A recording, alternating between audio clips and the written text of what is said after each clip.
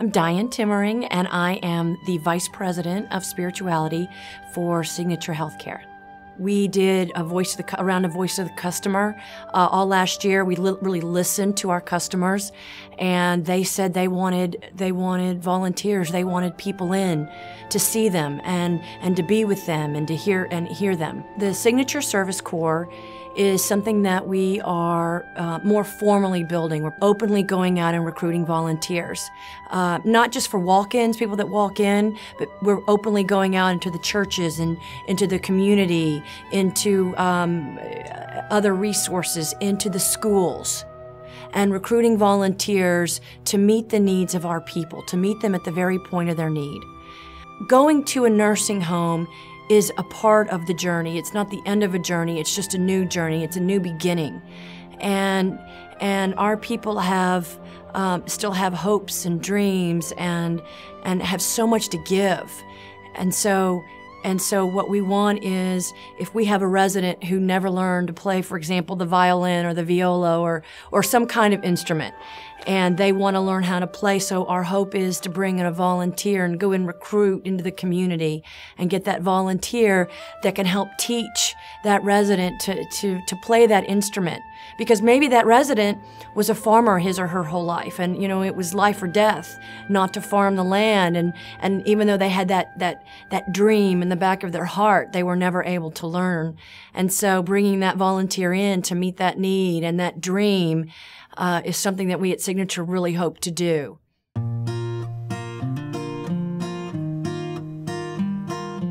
If you come in for 20 minutes, that is gold. That is gold. If you sit and you come in for 20 minutes and you hold one of our residents' hand, that beautiful, frail hand that has done so much, that hand that has reached out and has cared for children. And our residents, even if you just sit and talk, they're amazing. They have incredible stories that, they fought in World War II, or they have Depression-era stories, and they have the story of their first love, and so just the communication part. So you get back as much as you give. They stare at 4 walls every day. They worked hard all their life to be put in a nursing home to where they could not be took care of at home. And we can give them 20 minutes a week. You can't say you don't have time, because you have time. You just got to take the time to make a difference in one person's life. The reward, you'll get the reward in your heart to know that you made them smile and made them happy.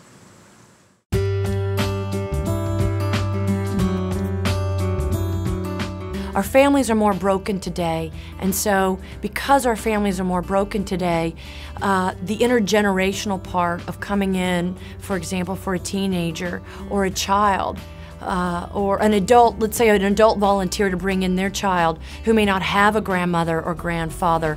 So the time spent is not only filling that resident's time with joy and interaction, but that resident, that intergenerational connection is made between the resident and the child.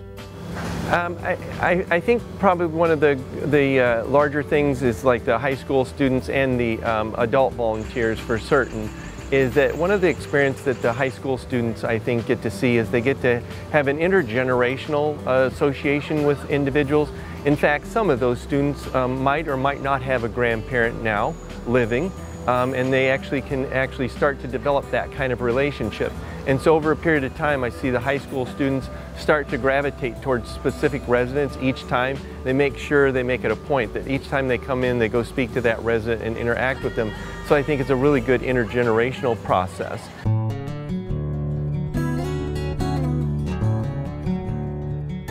You might say, okay, I want to come in, but I don't know what to do. But let me tell you, it could be as simple as holding a hand or reading a passage from a book, or a passage from poetry and discussing the meaning of it, or reading the paper, because we talked about how endless the days are sometimes and how time passes so slowly. So re-anchoring them in the time and the present, and then maybe you can discuss current events.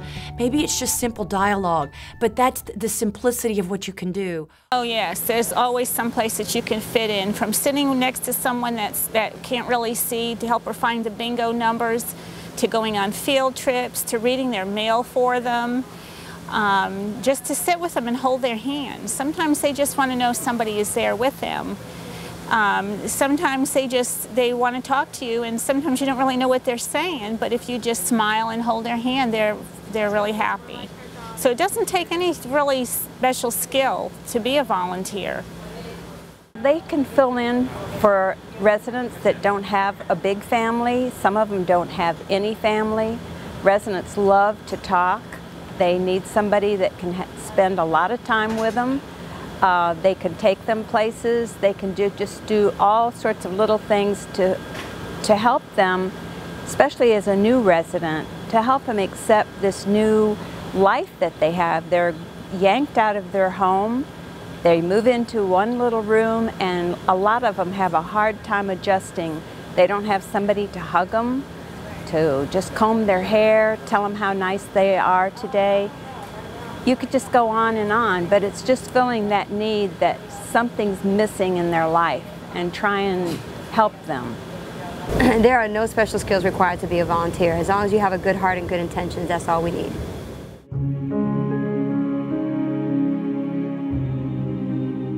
We're not just pursuing volunteers in the schools and in the community, but we're also going to the religious communities, because the Jewish and the Christian and the Islamic communities, those religious communities already have this incredible sense of community, and they're very service-oriented and giving back. So we are really taking this message to the religious organizations. And I know within the Christian faith, for example, the richness of giving back, and I know churches are really given that commission to reach out to the elderly, the widow, and the orphan.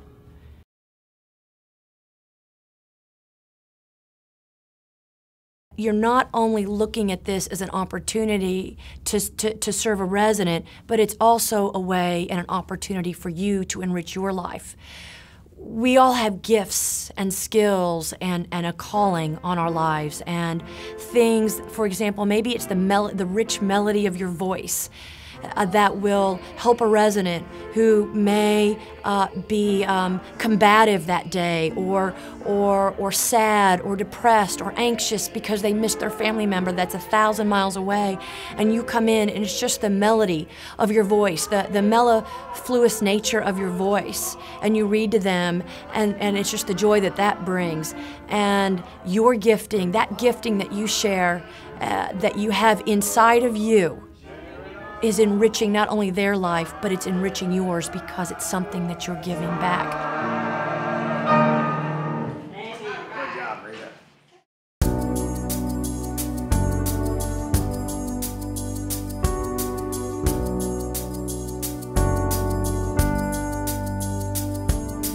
Love, I get so lost sometimes. Days pass, and this emptiness fills my heart. When I want to run away, I drive off in my car.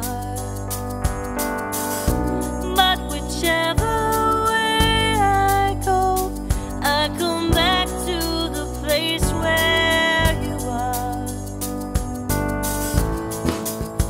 my instincts, they return, and the grand facade so soon burn. Without a noise, without my pride, I reach out from the inside. In your eyes, the love so sweet. Your eyes, I am complete. Your eyes, I see the doorway to 1,000 churches. Your eyes, the resolution of all the fruitless searches. Your eyes,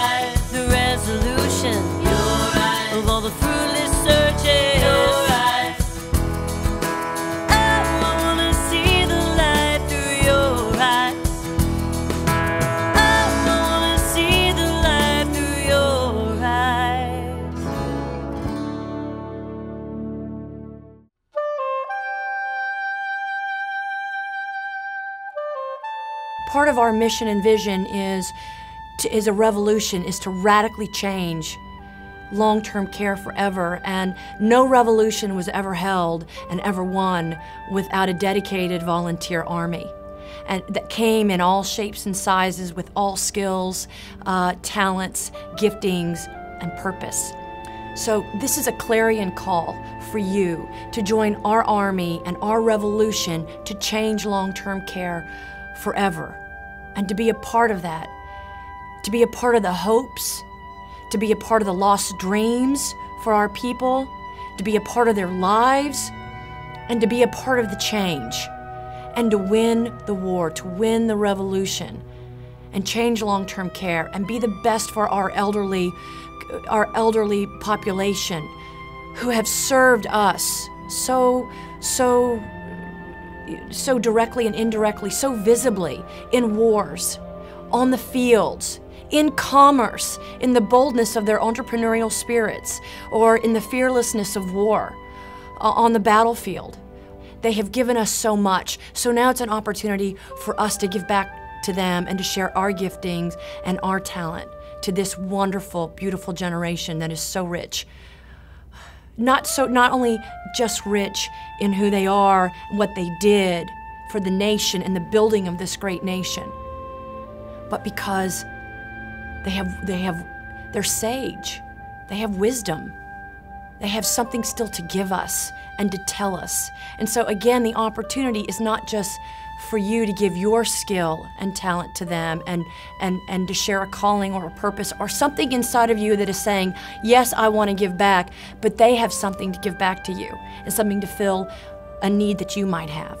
So it is such a rich opportunity for you as well. I encourage you not to let this moment slip away for you. If you feel called, if you feel led, I'm just gonna cry. Do not let this moment slip away for you.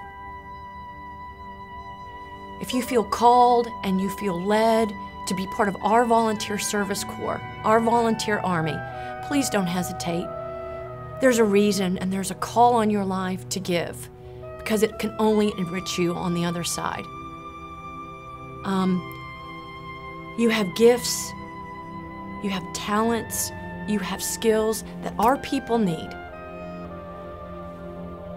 We're so busy and we're so isolated in this world, even this world rich and full of social networking and computers, and we can communicate in an instant. But do not forget the element and the power of the human touch and giving your time and how that enriches your life. There's no mystery in it. I mean, there's just power in it. And if you feel called and led, don't let time pass. Do not let it slip away. Be a part of our community. Cross the paths of the people that you are meant to cross the paths with. And go for it. And enrich your life today. We call on you and we thank you. I know. I'm verklempt. Wow. And we love you and we pray great blessings on your life. Even if you don't decide to come and join our army today, we love you, and we at Signature HealthCare, we wish and pray great blessings and great things for your life.